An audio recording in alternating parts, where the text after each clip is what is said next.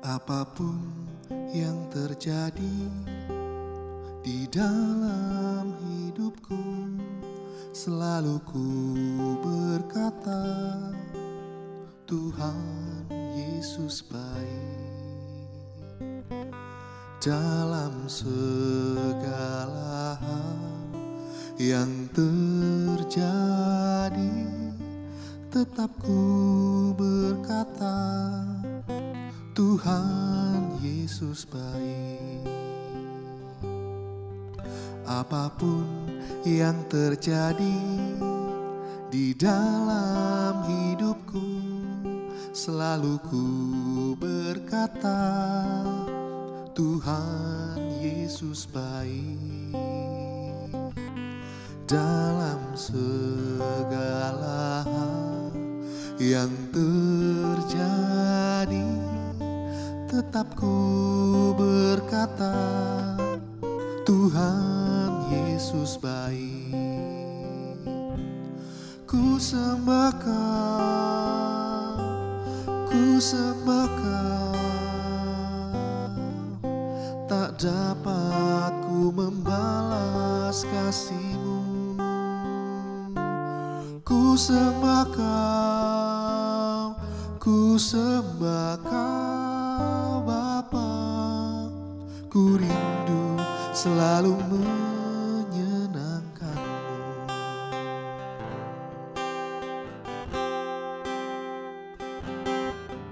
Apapun yang terjadi di dalam hidupku, selalu ku berkata, Tuhan Yesus baik. Dalam segala hal yang terjadi, tetap ku berkata, Tuhan Yesus baik. Ku sembah Kau, ku sembah Kau, tak dapat ku membalas kasih-Mu. Ku sembah Kau, ku sembah Kau Bapa, ku rindu selalu menyenangkan-Mu. Ku sembah Kau, ku sembah Kau, tak dapat ku membalas kasih-Mu. Ku sembah Kau, ku sembah Kau Bapa, ku rindu selalu menyenangkan-Mu.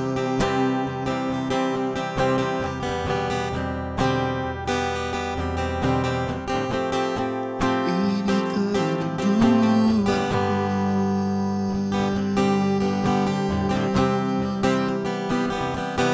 menyembah-Mu selalu dalam segala keadaan, mengasihi-Mu selalu, melayani-Mu Tuhan.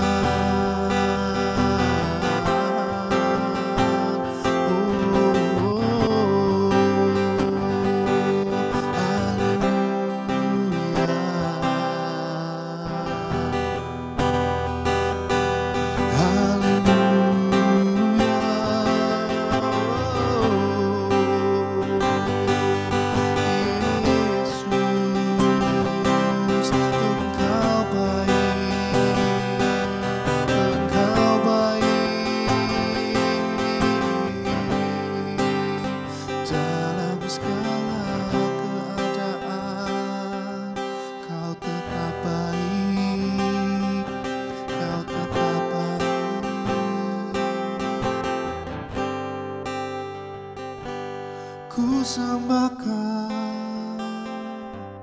ku sembah Kau. Tak dapat ku membalas kasih-Mu. Ku sembah Kau, ku sembah Kau Bapa. Ku rindu selalu menyenangkan-Mu.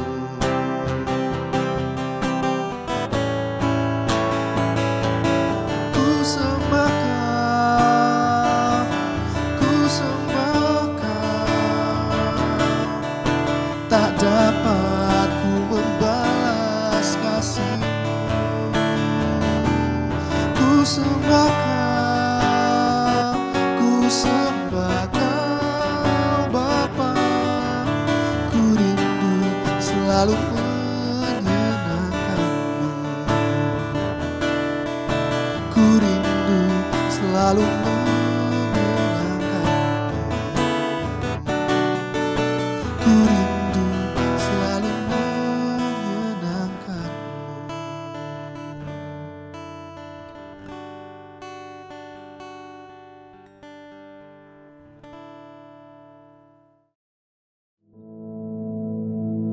Our Father, which art in heaven, hallowed be thy name. Thy kingdom come, thy will be done in earth as it is in heaven. Give us this day our daily bread, and forgive us our debts, as we forgive our debtors. And lead us not into temptation, but deliver us from evil. For thine is the kingdom, and the power, and the glory, forever. Amen.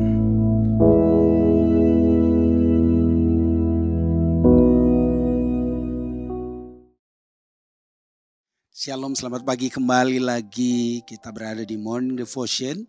Dan sebelum kita mendengarkan kebenaran firman Tuhan, mari kita berdoa bersama-sama. Tuhan Yesus, jamah hati kami, biarkan kami duduk untuk mendengarkan kebenaran firman-Mu dengan sukacita. Dan pada saat kami mendengarkannya, Roh-Mu menyentuh pikiran kami dan hati kami, sehingga kami dapat memahaminya dengan benar di hadapan-Mu.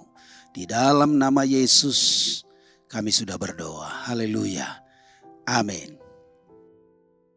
Puji Tuhan Bapak Ibu Saudara-saudari yang terkasih oleh Tuhan. Hari ini kita akan belajar bersama-sama tentang berkat kehadirannya yang terambil di dalam 2 Samuel pasal 6 ayat 11. 2 Samuel pasal 6 ayat 11. Saya akan bacakan buat kita semua pada pagi hari ini. 3 bulan lamanya tabut Tuhan itu tinggal di rumah Obed-Edom, orang Gad itu. Dan Tuhan memberkati Obed-Edom dan seisi rumahnya. Alkitab berkata 3 bulan lamanya tabut Tuhan itu tinggal di rumah Obed-Edom. Kita semua tahu bahwa lambang kehadiran Tuhan adalah tabut perjanjian ini. Dan ketika tabut perjanjian ini tinggal di rumah Obed-Edom, maka Alkitab berkata, Obed-Edom orang Gad itu diberkati Tuhan beserta dengan seisi rumahnya. Hanya tabut perjanjian Tuhan saja yang merupakan lambang kehadiran Tuhan itu tinggal di rumah Obed-Edom. Obed-Edom beserta seisi keluarganya. Alkitab berkata seisi rumahnya, jadi satu rumah itu diberkati oleh Tuhan. Hanya mereka memelihara yang namanya tabut perjanjian Tuhan itu. Apalagi kalau Tuhan yang tinggal di rumah kita dan kita memelihara terus kehadirannya di dalam rumah kita. Tidak ada yang boleh menggantikan kehadiran Tuhan di dalam tempat kediaman kita. Kita menghadirkannya terus. Saya percaya situasi di rumah Obed-Edom itu akan terjadi di dalam rumah kita juga. Kalau Obed-Edom diberkati oleh Tuhan, beserta seisi keluarganya. Apalagi kita pasti bisa diberkati oleh Tuhan beserta seisi keluarga kita. Alkitab berkata seisi rumah kita. Kenapa? Karena kita mempersilakan Tuhan hadir di rumah kita. Kita baca sekali lagi dikatakan 3 bulan lamanya tabut Tuhan itu tinggal di rumah Obed-Edom. Saudara bisa bayangkan hanya 3 bulan. Obed-Edom beserta dengan keluarganya memelihara tabut perjanjian Tuhan yang melambangkan kehadiran Tuhan dalam kehidupan rumah tangganya. Mereka sangat diberkati oleh Tuhan. Jadi dari sini kita bisa simpulkan bahwa 3 bulan lamanya Obed-Edom beserta seisi rumahnya diberkati oleh Tuhan. Hanya satu kuncinya, tabut itu dipelihara dengan baik. Nah, bagaimana dengan kehidupan keluarga kita? Apakah kita sudah memelihara kehadiran Tuhan dalam kehidupan keluarga kita dan rumah tangga kita? Karena tabut Tuhan ini merupakan lambang kehadiran Tuhan. Mungkin tabut Tuhan tidak ada di rumahmu. Tapi hari ini kalau engkau bisa menaruh Tuhan di dalam rumahmu dan tidak tergantikan dengan sesuatu pun, saya percaya suasana rumah daripada keluarga Obed-Edom itu juga akan kita nikmati dan kita rasakan. Masalahnya adalah orang Kristen tidak pernah melakukannya. Jangankan 3 bulan, 1 hari aja mereka tidak mempersilahkan Tuhan untuk hadir di rumahnya. Ini kegagalan kita. Kita bisa menghadirkan banyak orang, kita bisa undang mereka di rumah kita. Kita bisa jamu mereka dengan sangat baik. Tapi Tuhan kita lupakan. Ingat, 3 bulan lamanya tabut perjanjian Tuhan itu ada di rumah keluarga Obed-Edom yang merupakan lambang kehadiran Tuhan. Berarti kalau kita mau jujur mengatakan bahwa 3 bulan saja Obed-Edom itu memberikan rumahnya untuk Tuhan dan mereka memelihara hubungan baik antara mereka dan Tuhan. Itu membuat rumah itu, seisi rumahnya itu diberkati oleh Tuhan. Itu saja kuncinya. Jadi Bapak Ibu, kalau mau rumahmu diberkati oleh Tuhan, hadirkan Yesus di sana. Dan pelihara itu. Jangan hanya 3 bulan, kalau bisa sampai selama-lamanya. Jangan hanya mungkin 3 bulan. 1 tahun, 2 tahun, 3 tahun, 4 tahun, bahkan lebih daripada itu. Ini kuncinya. Kehadiran Tuhan di dalam rumah kita, di dalam pelayanan kita, di dalam pekerjaan kita, apapun itu jenis pekerjaan kita. Itu akan membuat keluarga kita, pekerjaan kita, dan apa saja pasti diberkati oleh Tuhan. Kuncinya adalah kehadiran Tuhan. Hadirkan Dia dalam seluruh aspek kehidupanmu, maka Dia akan memberkati seluruh aspek kehidupanmu. Lihatlah dan pandanglah Obed-Edom beserta dengan seisi keluarganya. Saya sangat takjub membaca ayat ini. Kenapa? Karena Obed-Edom yang notabene-nya orang Gad, yang mungkin saja tidak terlalu percaya sungguh-sungguh kepada Tuhan. Tapi ketika tabut perjanjian Tuhan itu ditaruh di rumahnya, dia seperti merasakan bahwa Tuhan hadir di situ. Dan ketika dia merasakan Tuhan hadir di situ, dia diberkati oleh Tuhan. Dia memelihara itu dengan baik. Sampai Daud mengambil tabut perjanjian itu. Bagaimana dengan kita orang percaya? Saya berharap kita tetap menghadirkan Tuhan di mana saja kita berada. Dan izinkan Tuhan tinggal di rumahmu. Karena konteks ayat ini, tabut perjanjian Tuhan tinggal di rumah Obed-Edom. Izinkan Tuhan tinggal di rumahmu. Orang Kristen ini kadang ada-ada saja ya. Orang percayalah kira-kira ya. Ada-ada aja. Tuhan tinggal di rumahnya, dia enggak mau. Tapi setan tinggal di rumahnya, dia mau. Itu kadang-kadang saya enggak habis pikir ya dengan orang Kristen. Ini merupakan sebuah keanehan sebenarnya. Ya, mestinya waktu Tuhan mau tinggal di rumah kita, kita harus izinkan seluas-luasnya. Karena dia datang untuk memberi berkat bagi rumah kita. Dia datang untuk mendatangkan berkat bagi anak cucu kita. Dia datang untuk menghadirkan berkat dan memberkati kita beserta dengan seluruh keluarga kita. Dan bayangkan kalau Tuhan menguasai rumah kita itu. Saya pikir roh-roh jahat tidak akan pernah masuk di dalamnya. Kita malah akan diberkati dan terus diberkati. Jadi bagi kita orang-orang percaya yang sampai sekarang belum mengundang Yesus hadir di rumahnya, bahkan tidak pernah menjaga kehadiran Yesus di rumahnya, mulai dari saat ini, ayo kita mengambil sikap untuk menghadirkan Yesus di dalam rumah kita. Kenapa suami istri itu bertengkar? Kenapa anak-anak juga begitu nakal ya? Karakter mereka itu sepertinya terus melawan orang tua. Kenapa? Karena di rumah itu tidak ada kenyamanan. Di rumah itu tidak ada kehadiran Yesus. Tidak ada hadirat Tuhan di sana. Terkadang kita cuma datang ke gereja untuk mendapatkan hadirat Tuhan. Tapi sekembalinya kita di rumah, hadirat Tuhan itu hilang. Mari kita belajar dari Obed-Edom dan keluarganya. Mereka benar-benar bisa memelihara hadirat Tuhan di dalam rumahnya. Sehingga Alkitab berkata, seisi rumahnya selama 3 bulan diberkati oleh Tuhan. Mau berkat Bapak Ibu? Saya yakin kita semua mau. Tapi yang terpenting kuncinya adalah kita harus menghadirkan Tuhan. Menghadirkan Yesus di dalam tempat kediaman kita atau rumah kita. Ya, saudara melihat bagaimana dampak dari pemeliharaan tabut perjanjian Tuhan yang dilakukan oleh Obed-Edom dan keluarganya. Itu benar-benar membuat keluarga ini berlimpah ruah di dalam berkat Tuhan. Ya, jadi sekarang ini mari kita taruh itu kehadiran Tuhan di dalam kehidupan rumah kita.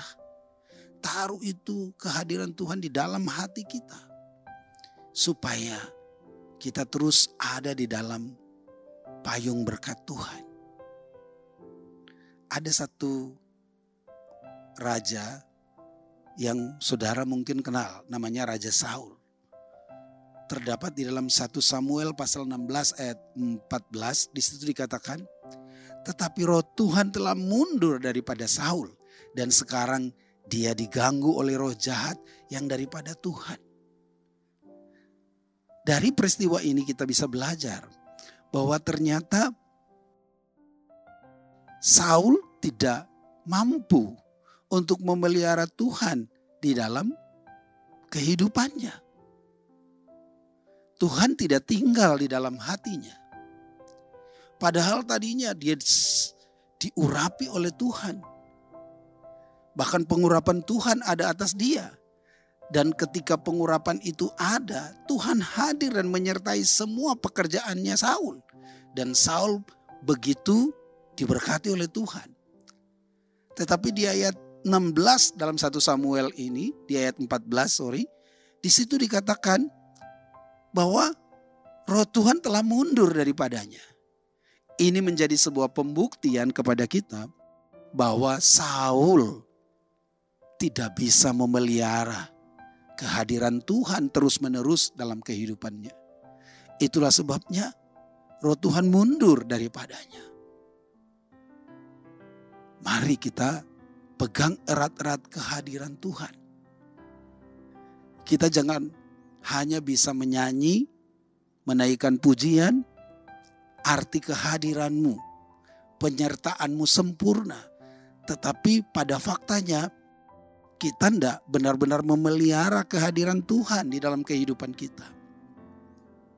Itu akan membuat roh Tuhan itu mundur daripada kita.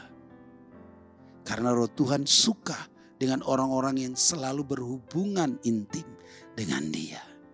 Bapak Ibu Saudara-saudari yang terkasih di dalam Tuhan, mari jangan biarkan rumahmu kosong. Jangan biarkan rumahmu diisi oleh hal-hal yang lain. Tapi isilah itu dengan kehadiran Tuhan. Maka saya percaya rumahmu akan diberkati oleh Tuhan. Rumah tanggamu, engkau dan seisi keluargamu akan diberkati oleh Tuhan. Saya yakin sekali. Ada salah satu teman saya yang selalu membuat persekutuan doa di dalam rumahnya. Mereka melakukannya itu setiap hari Selasa dan hari Jumat. Dan ketika mereka melakukannya itu, dia bercerita kepada saya, usahanya diberkati oleh Tuhan. Pekerjaannya diberkati oleh Tuhan. Bahkan terkadang ada pekerjaan-pekerjaan baru yang Tuhan berikan bagi keluarganya.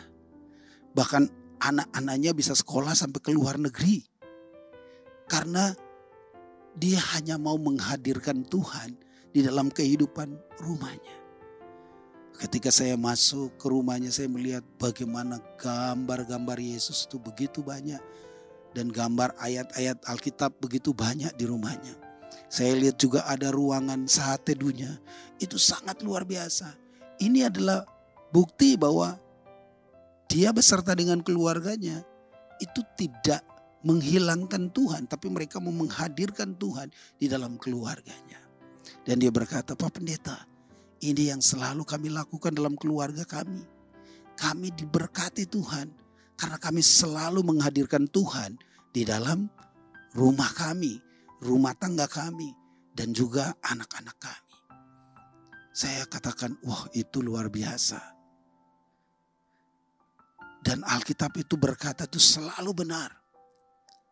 Bahwa Obed-Edom dan keluarganya saja diberkati oleh Tuhan karena dia memelihara kehadiran Tuhan di dalam rumahnya dan keluarganya. Saya percaya kita pun akan sama. Pegang ayat ini dan mari kita lakukan bersama-sama supaya keluarga kita, anak-anak kita diberkati oleh Tuhan. Tuhan Yesus memberkati. Mari kita berdoa. Bapa di sorga, hamba telah selesai menyampaikan pesan Tuhan pada hari ini. Tapi hamba percaya Roh Kudus akan melanjutkan itu dan menerjemahkannya dengan sempurna.